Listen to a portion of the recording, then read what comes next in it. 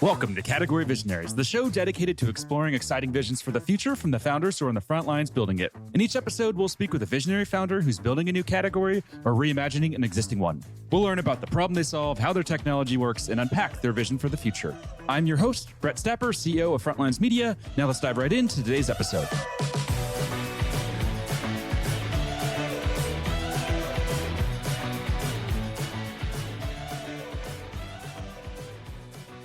Hey everyone, and welcome back to Category Visionaries. Today we're speaking with Brad Bode, founding CTO and CIO of Atlas Space Operations, a ground software as a service platform that's raised over $37 million in funding. Brad, how are you? I'm great. How are you? I'm doing great. I'm super excited to jump in. This is a little bit different from the kind of SaaS interviews that we're used to doing a lot of here. So really looking forward to this one. And I'd love to just begin with a quick summary of what the company does. Yeah, that's a great question because what we are is a ground software as a service company. Now, that term is something we created later. Prior to this, it was ground station as a service. And then prior to that, there was really no term for what we did. There existed something in the marketplace where you would supply antenna infrastructure to people or companies that owned satellites or the government that needed to get their data from space. So there existed these companies, but most of them were foreign. I think all of them were foreign at the time. This was around 2015. And you would lease time on those antennas. You would put your own hardware at those antennas, and it cost you a lot of money and a lot of time to integrate.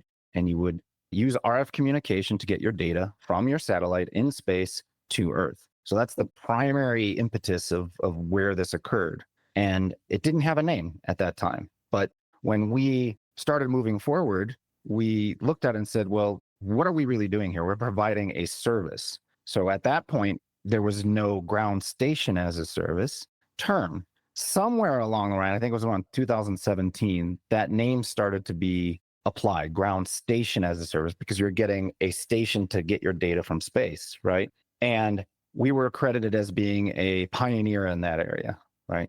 Then we looked at it and we said, we're really not just a station. That implied infrastructure as a service. And we know there's a difference between infrastructure as a service and software as a service. And we felt like we were not doing ourselves, marketing the proper service to say that we were just ground station as a service. And then we looked at it and said, well, we're really SaaS provider, but what are we providing?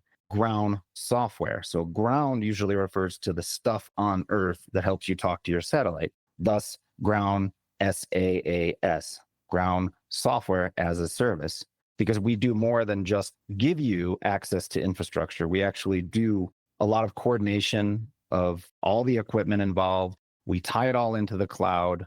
We provide layers of software on top of just that infrastructure that makes it more reliable, more secure, and provides a lot of the additional services that most satellite owners, operators would need to build anyway. So that's sum it up in the simplest way I can, really, as we walk it forward from the history of where this came from. What caught your attention in 2015 when you joined? What was it about this opportunity and this team that made you say, yep, that's it, let's go? Oh, good question. Well, first, you have to kind of walk back. I did 12 years at a company that was TRW, then Northrop Grumman. These were big aerospace companies. TRW was bought by Northrop Grumman. And I did a lot of R&D in that area. So I was constantly on the bleeding edge of technology, trying to take that technology and transition it to actual programs of record in the government. And that was a lot of fun. So I got to experiment, but I also got to see software get used in the real world, or at least in the governmental real world. And at some point, I became frustrated with the pace at which they were adopting technology, how they would be using very old technology. I saw Amazon Web Services take off because this, I'm talking 2000 when I first started. The Amazon took off. The shape of how you accessed information or you created applications was very much changing. So by 2012, it was clear to me that I didn't want to be stuck in this routine of government work that, while was a great job, great people, it just didn't feel like I was pushing the boundaries of what was possible anymore. And I had learned enough. So I decided to look for other opportunities. I almost joined the FBI at one point. I got invited to a class and I turned that down primarily because of money. And then my one friend said, hey, come help me with this business. we want to have a software product. And so I did. I quit my job and I started building this software tools that monitored things like the slopes in a mine, copper mine, gold mines, oil pipelines. And then we leveraged it to get a contract with the Department of Energy to monitor the US oil reserves. And I did that for a little while, got that kicked off, and I didn't own any of that business. And I said, well, I'd really like to know what it's like to own a business or to start one myself. And at that time, one of my former colleagues from Northrop Grumman was looking to start a business. He's a serial entrepreneur, I guess you could say. And we had met working on a program where he used some of my software that I wrote at Northrop Grumman. And so he said, well, what about this? And that was, offering satellite communication services to the government or commercial satellite operators, owners. And it just felt like the right thing to do because my background to a large degree was in that from aerospace. And I also knew that this was ripe for disruption because of the current state of how the government uses antenna systems within the government. They weren't even using external or commercial antenna systems almost ever. Everything was bespoke. They would put up a new antenna for a satellite program.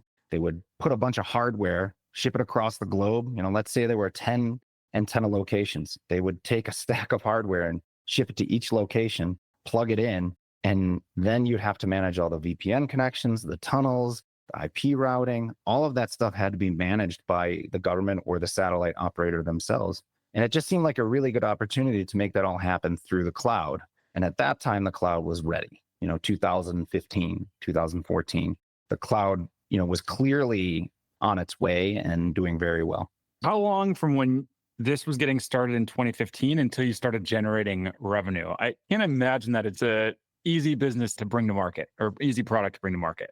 No, it is not. It was not an easy business to bring to market. I think it took us, I started coding proof of concepts. We weren't getting paid or anything. It was very much a bootstrapped business. My partner, Sean McDaniel, he was very good with government contracts and understood how government contracts worked. So what he was on the lookout for while I was coding and I was able to just be heads down coding, he was on the lookout for contracts that would allow us to buy an antenna for a government agency and put it somewhere for them. So we assembled a team of people who just wanted to do something different. Some people that were retired from the Air Force who knew the RF communication and knew a lot about antenna systems, and software developers like me. And then I, pulled in some software developer friends who I'd known to do small pieces of work that we did pay them for, but I never got paid. So I think it was about a year and a half to 2 years, the first year of which there wasn't a ton of,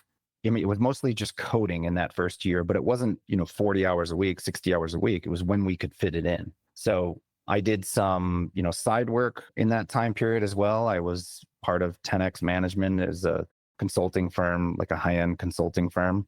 And I would go and fix bad projects, which was kind of nice too. You learn a lot by doing that. So we bootstrapped it. And I think it was about 2 years. And then we signed NOAA, which is the National Oceanographic Agency. They do weather prediction models distributed across the globe. Data comes from all sorts of different locations.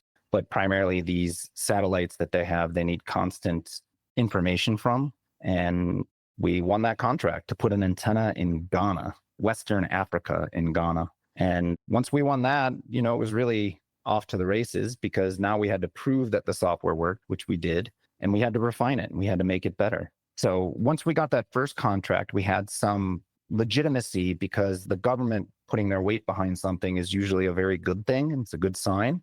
And then we had to look for additional customers. But it's important to note that there's not a lot of satellites, particularly at that time. There wasn't a lot of satellites that needed this service per se. We were banking on the fact that the growth of the satellite industry would come. And it did. I think everybody's aware of how much it has at this point, but it did take a while. This show is brought to you by Frontlines Media, a podcast production studio that helps B2B founders launch, manage, and grow their own podcast. Now, if you're a founder, you may be thinking, I don't have time to host a podcast. I've got a company to build. Well, that's exactly what we built our service to do. You show up and host, and we handle literally everything else. To set up a call to discuss launching your own podcast, visit frontlines.io/podcast. Now, back to today's episode. Was that obvious at that time that it was going to keep growing? Like did everyone agree it was just a matter of how big it could get? Or were there some that weren't as bullish that it was going to become massive or keep growing, I should say? No, I think everybody agreed that it was going to keep growing. SpaceX put a lot of attention on space at that time. And we had venture capital companies that were expressing a lot of interest in starting a space portfolio, 2016, 17, 18. But most of the time, they were interested in investing in the satellites, which was always very interesting to me because the satellites are about data, collection, right? They collect some kind of data, they have to get it back to Earth, and then they have to process it. So, there's a lot of value in data, but everything had to get back to Earth. And everyone had used the same method, which was antennas that they used RF communication to send it back to Earth. So I wasn't sure why there wasn't someone jumping on saying, hey, look, you guys want the data pipeline. You want to own the data pipeline from space. I see it. Let's invest. Like there was no large company that did that. Our first earliest investor was a guy named Casey Cowell, who started US Robotics and sold it for a very large amount in 2001, I think multi-billions, I believe it was 7. And he saw that there was an opportunity there. And then he was one of our earliest investors that jumped. But everyone agreed that space was going to grow. It was unclear as to the pace. I think in the early days, the industry reports, which were very few, had a hard time estimating what it would actually be in 3, 4, 5 years. But now you look at it and there is a race to space, so to speak. Now, a lot of the satellites that have gone up into space are SpaceX satellites due to Starlink. But what that's done is create an opportunity for other companies to piggyback off the success that even just SpaceX is having and come up with novel ideas about how to collect data from space. Now, I'd be remiss not to mention that the success of SpaceX in launching satellites, just launching and making it inexpensive to launch satellites, is a major factor in a lot of these startups being able to even succeed. Because you don't need nearly as much money as you used to be able to launch a satellite. And the hardware is often inexpensive compared to even 20 years ago. So in total, everybody did agree space was going to be a huge growth area. And I think now it's widely considered the next, trillion-dollar industry. What about conversations with investors? So what I've seen right now or the last maybe 1 or 2 years, there's a lot of money, there's a lot of excitement going into deep tech and hard tech. And a lot of that is, for space and aerospace and defense. What was it like back in 2015 as you were speaking to investors and having these conversations? Oh, that's a great question. Yeah, we've seen a dramatic difference in the way they looked at addressing the government then versus now.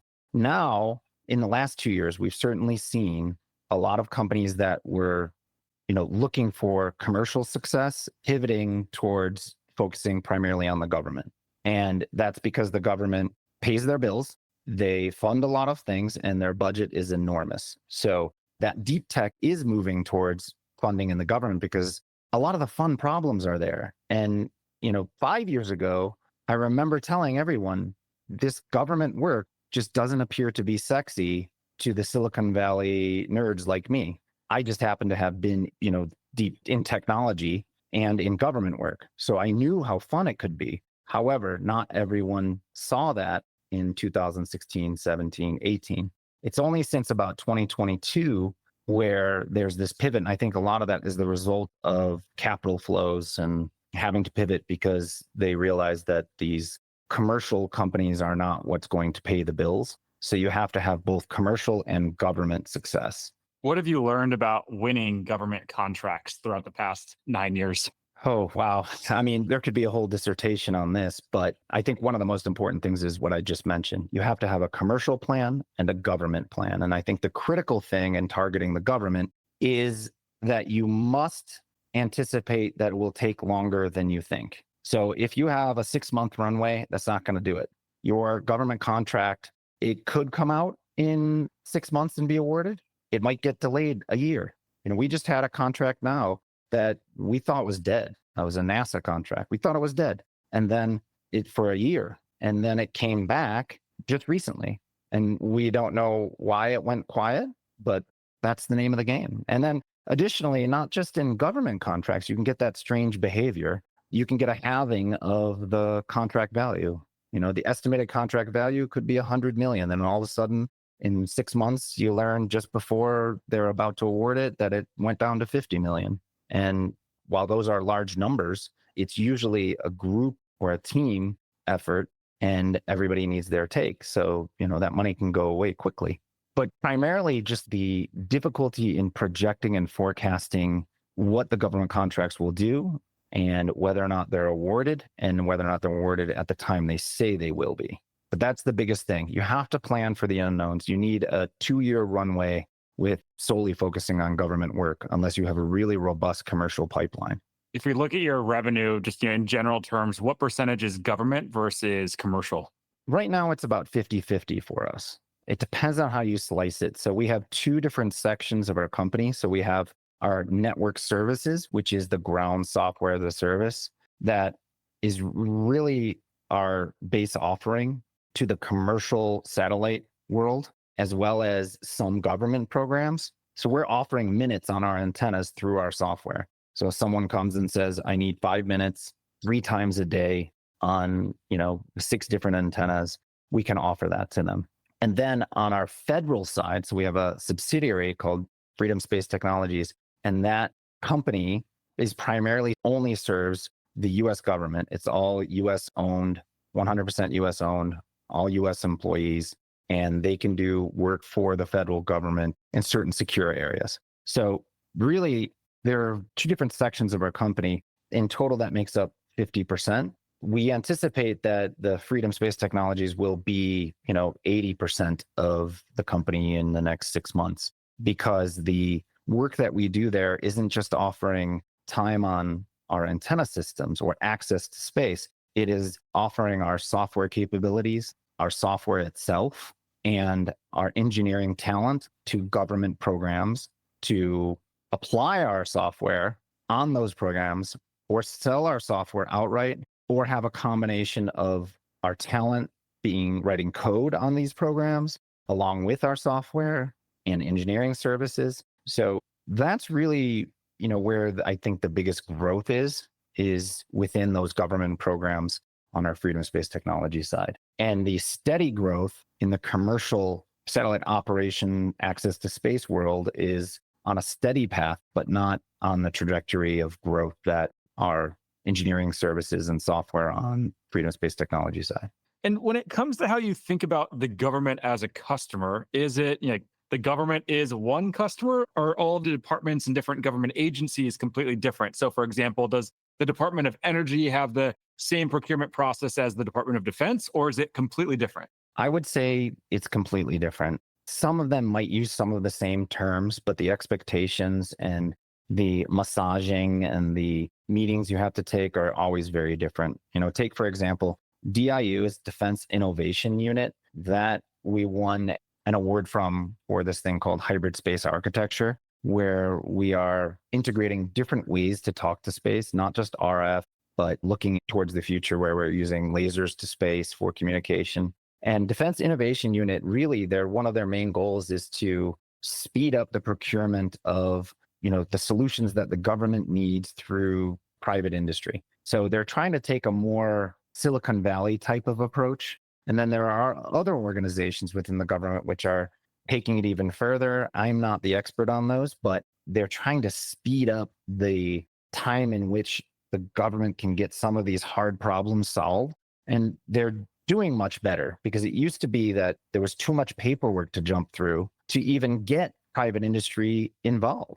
You had to have, a staff of 6 just to deal with government contracts.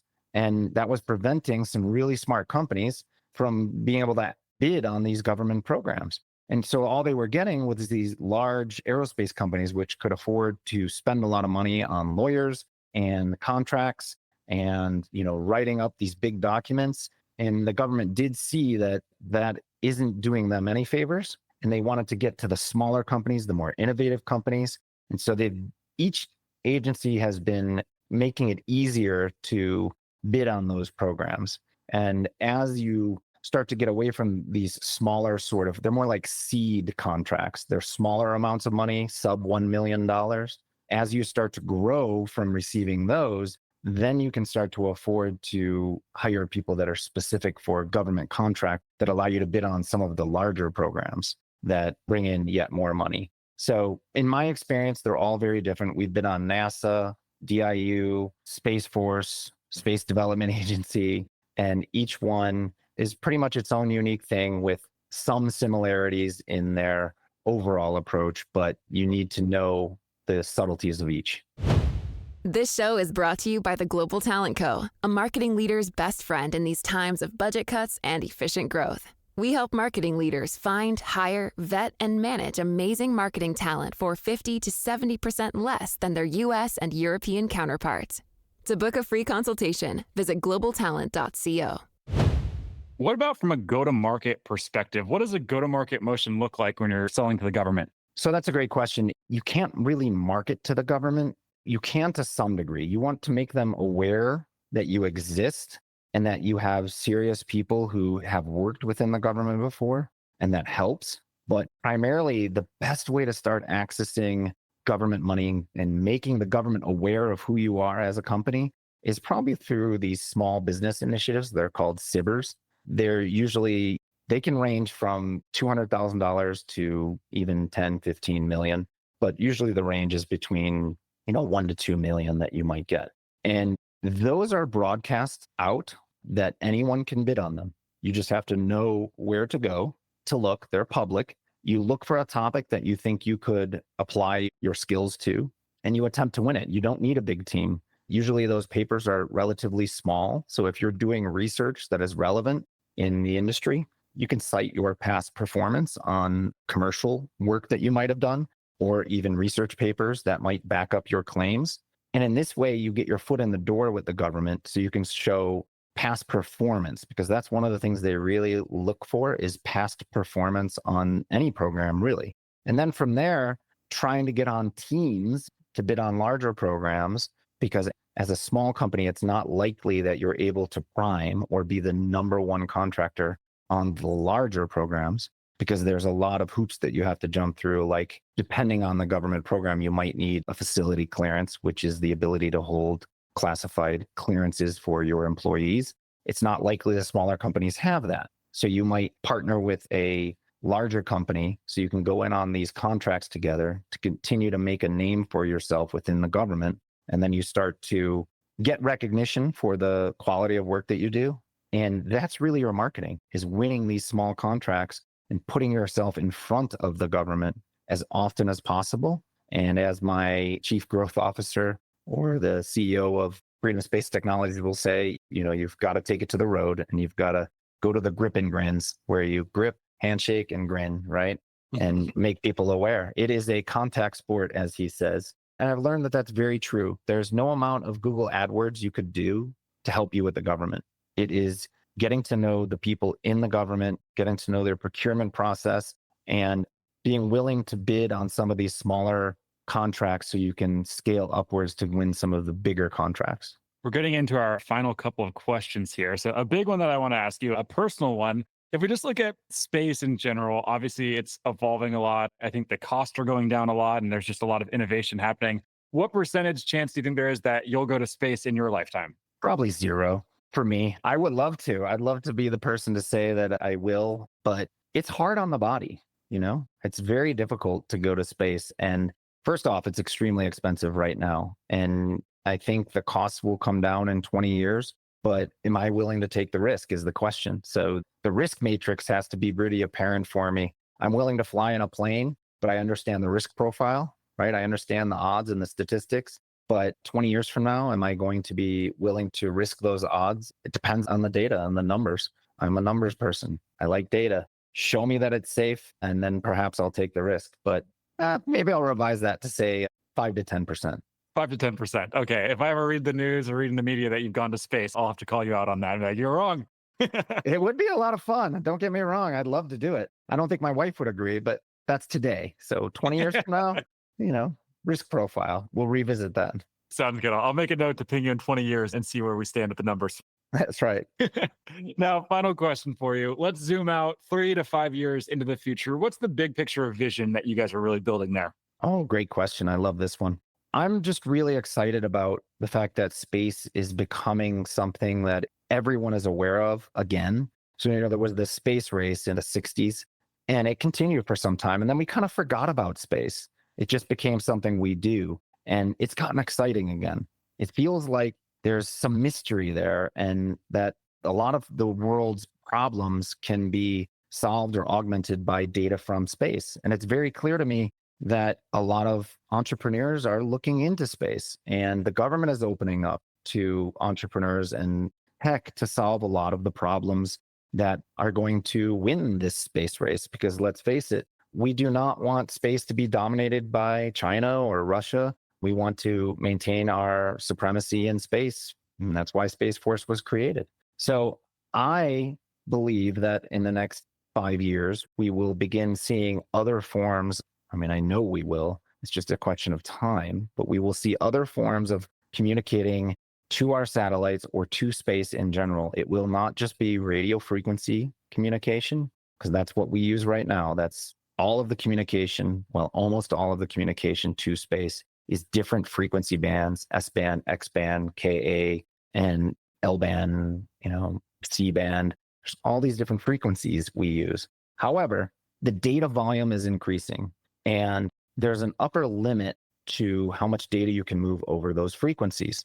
There's also a latency issue. So if you collect data and you're going over, let's say the Middle East, you might not be able to get that data down for 50 minutes, whatever it is, because the satellite has to get over somewhere on the Earth to be able to send that data down.